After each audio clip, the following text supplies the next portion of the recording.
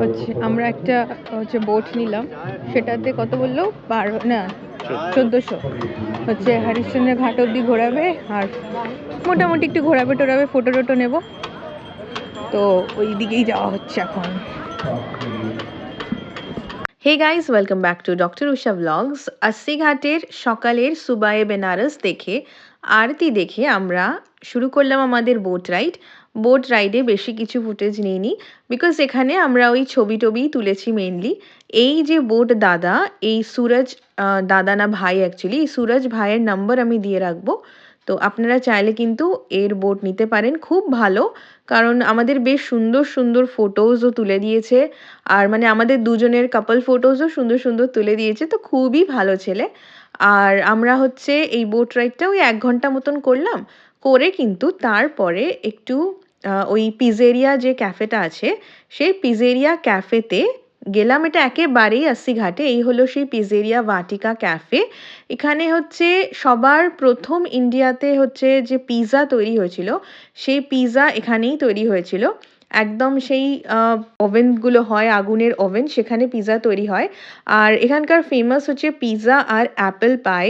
তো এখন সকাল ওই 8:30 9টা বাজছে, তো এত সকালে পিৎজা পাওয়া যায় না, আমরা নিলাম অ্যাপেল পাই।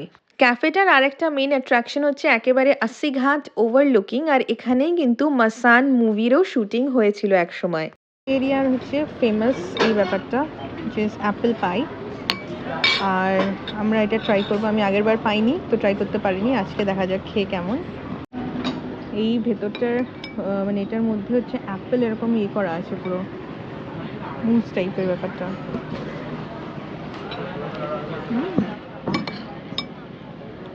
बहुत अच्छा है, बहुत एकदम हल्का मीठा है।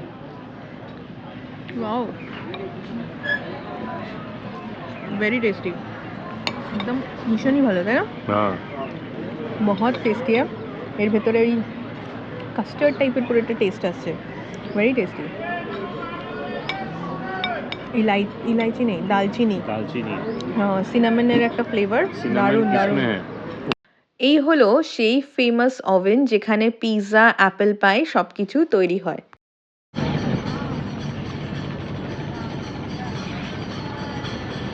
জানকি ঘাট এটা, আর আমরা স্টার্ট করেছি আবার ঘাট ওয়াক, মানে 80 ঘাট থেকে। 80 ঘাট হচ্ছে এই যে এইটা দেখা যাচ্ছে, আর ওখান থেকে আমরা হচ্ছে যাব দশাশ্বমেধ ঘাট অবধি, হেঁটে হেঁটেই যাব, জাস্ট লাইক লাস্ট টাইম যেরকম হেঁটে হেঁটে গেছিলাম। And this is very good, মানে দারুণ লাগে এই ওয়াকটা। তো এই ওয়াকটা রেকমেন্ডেড একেবারে, কারণ রাস্তা দিয়ে গেলে তো রাস্তায় দেখা হয়, বাট এই ওয়াকটা করে গেলে একটা আলাদা এক্সপিরিয়েন্স হবে। So I think this is very, বেশ ভালো একটা এক্সপিরিয়েন্স।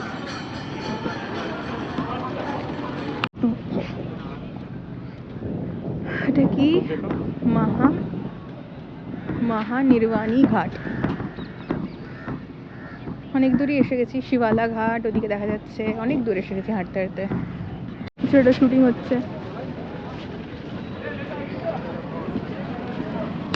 এই যে এখন হচ্ছে সকালের দুপুরের, অ্যাকচুয়ালি এখন বাজছে 11:30, দারভাঙ্গা ঘাট। আর এখানে হচ্ছে জয় বাবা ফেলুনাতে শুটিং হয়েছিল, so this is a famous ঘাট বাঙালিদের জন্য। দারুণ দেখতে, রাত্রিবেলাও তো দারুণ লাগে, কালকে এসেছিলাম আমরা রাতে। আর এই হচ্ছে ঘাটটা, লোকজন চান করছে, যাই হোক। 80 ঘাট থেকে দশাশ্বমেধ ঘাট অবধি হেঁটে এসে আমরা চলে গেছিলাম হোটেলে, আর ওখানে গিয়ে আমরা চেঞ্জ করে বেরিয়ে পড়লাম আবার ওই দুপুরবেলা 1টার দিকে। আর এখানে এই গদুলিয়া যে রোডটা দশাশ্বমেধ ঘাটের, সেখানে পাওয়া যাচ্ছিল এরকম এটা কি ওই চাট টাইপের একটা বিক্রি করছিল, তো সেই ছোটি কচুরির চাট, তো এইটা কিন্তু আমরা খেয়ে নিলাম। অ্যাকচুয়ালি লাঞ্চ করতে বেরিয়েছি, তো এইটা খেয়ে আমরা লাঞ্চ করতে যাব একটা, যে কোনো একটা রেস্টুরেন্ট র্যান্ডমলি ঢুকে যাব, জাস্ট দেখা যাক। হোটেল সাহু, দেখা যাক এখানে কি পাওয়া যায়। লাঞ্চের জন্যই যাচ্ছি, দেখা যাক জায়গাটায় আছে কিনা। যে সাহু মার্কেট, ওকে।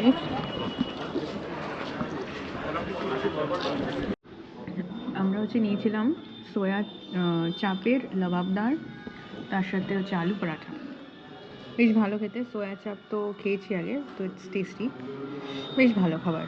আর এটার নাম হচ্ছে আস্থা রেস্টুরেন্ট, ইয়েস। চলো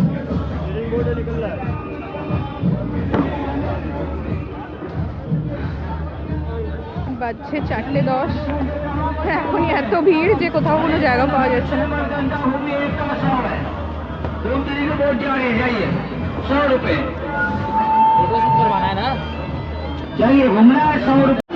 ব্যাস আমরা খেয়ে ফেলেছি, অনেক কিছু চাট খেয়েছি।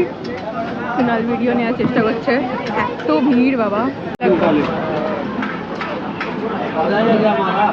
এটা হচ্ছে পালক পাত্তা, এটা হচ্ছে টমাটার।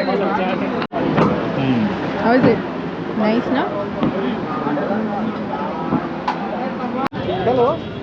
कुबेर में खाओगे कि गामा पान भंडार में खाओगे? गामा में खाइए, ये भी तो खा लिया। हाँ? वो फेमस है ये। कुबेर पान भंडार। चलो You know?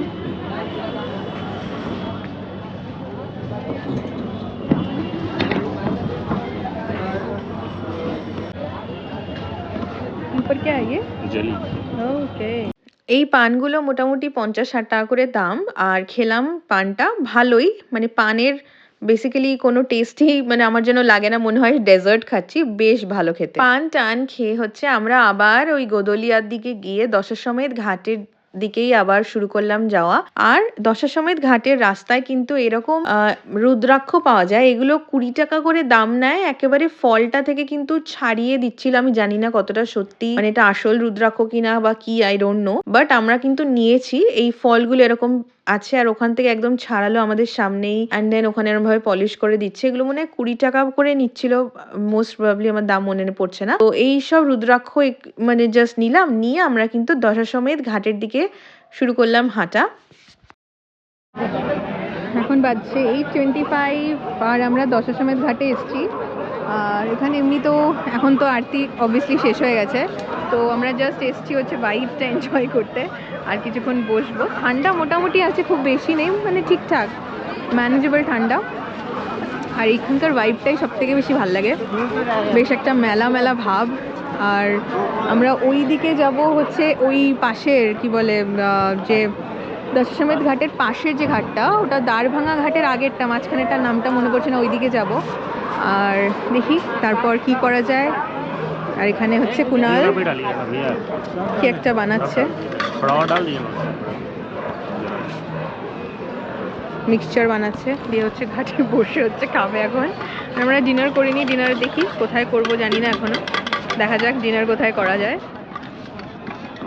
তারপর দ্বারভাঙা ঘাটে কিছুটা সময় কাটালাম। আর এখানে এখন কিন্তু এটা শুরু হয়েছে, সব অনেকগুলো ঘাটেই অনেকে এরকম গিটার নিয়ে গান টান করে, তো একটা বেশ ভালো ভাইব তৈরি হয়। এখানেও হচ্ছিল, আমি কপিরাইট ইস্যুর জন্য দিতে পারলাম না, এখানেও ওরকম গান টান করছিল আর খুব সুন্দর লাগছিল। আর তারপরে কিন্তু আমরা আবার হাঁটা শুরু করলাম, কারণ ডিনার করতে হবে।